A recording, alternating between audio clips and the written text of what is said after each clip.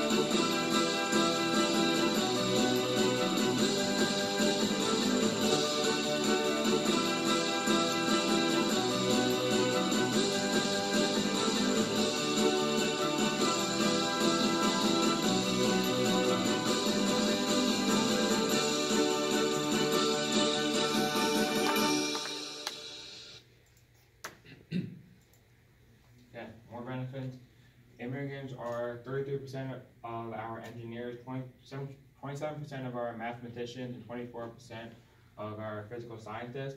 18% of all small businesses are from immigrants, which generate $776 billion annually, employing 4.7 million Americans.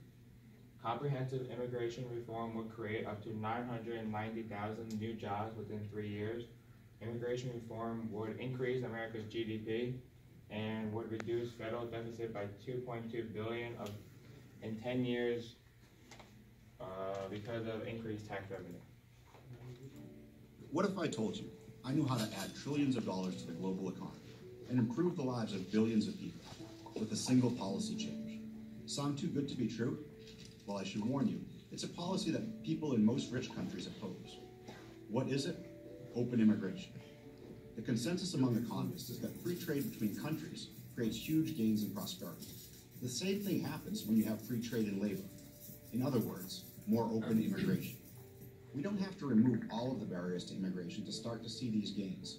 If only 5% of the population in poorer countries immigrated to richer countries, global incomes would rise by $4 to $9 trillion. These gains are possible because when you allow workers to move to countries with more economic opportunities, they are able to produce more wealth with the same skills by orders of magnitude. For instance, when an unskilled Haitian moves to the United States, their pay rises by more than 1,000%. Some worry that increased immigration would harm native-born workers.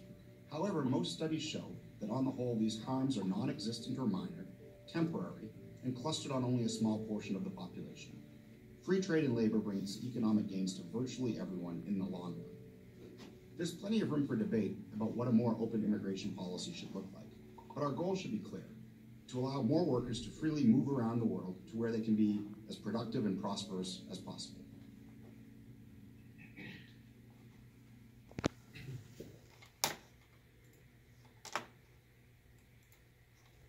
All right, it's your boy Jun. Everything has its pros and cons, so that's the illegal immigration. So some facts that illegal immigration will harm the U.S. economy is that there's so many undocumented workers are not evenly distributed in areas like southern Texas and Arizona and even parts of Brooklyn. Undocumented immigrants impose a substantial net cost to local and state governments. Also, low-educated workers are most likely to face stiff competition from immigrants. For example, high schools dropout, they have to compete with those illegal immigration. They have to do the basic jobs and stuff like that. Also, some immigrants' neighborhoods have higher crime rates. For example, many immigrants came to the United States and can't find a job. What they have to do? They have to rob, selling drugs to survive. Also, the most important stuff is that will increase the tax payment because there's so many undocumented workers, many illegal immigrants have to cover Medicaid, food stamps, and government able to balance that budget is to increase tax.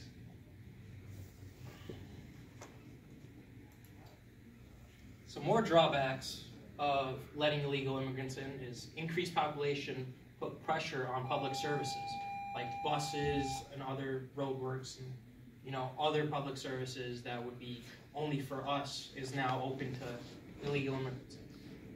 Depression on wages may occur just temporarily because when illegal immigrants come over, they are willing to work for lower wages than other U.S. citizens.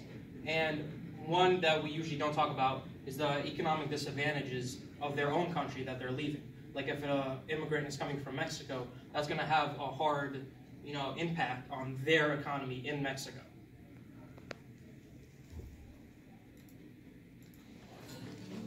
Illegal immigration is not only a burden on our environment and our population, but also our wallets. Especially in tough economic times, an additional financial burden is difficult to handle.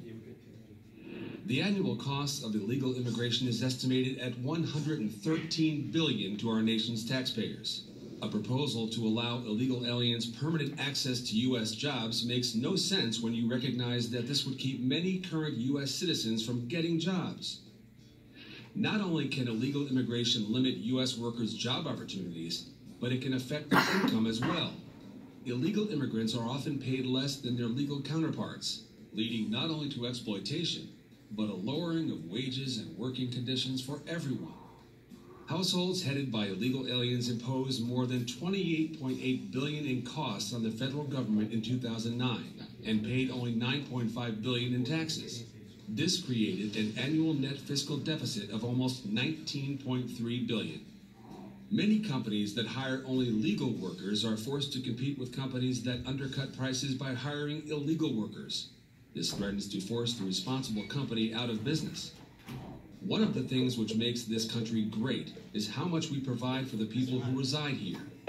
Even individuals who are here illegally benefit from our tax dollars.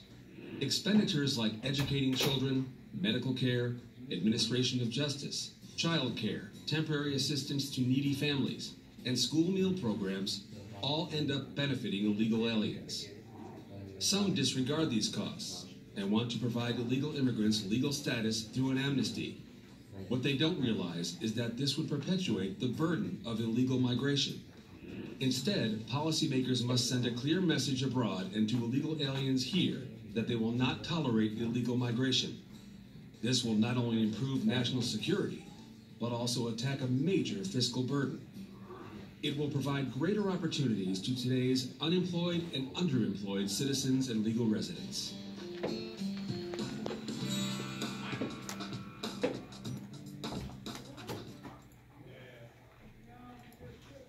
Mr. Hunt, the guy next door is here. All right. And that's all we have for right now. I hope you learned something. Boys next door next week. We don't want to push any opinions. This is all facts-based, And statistics. statistics-based. Yep.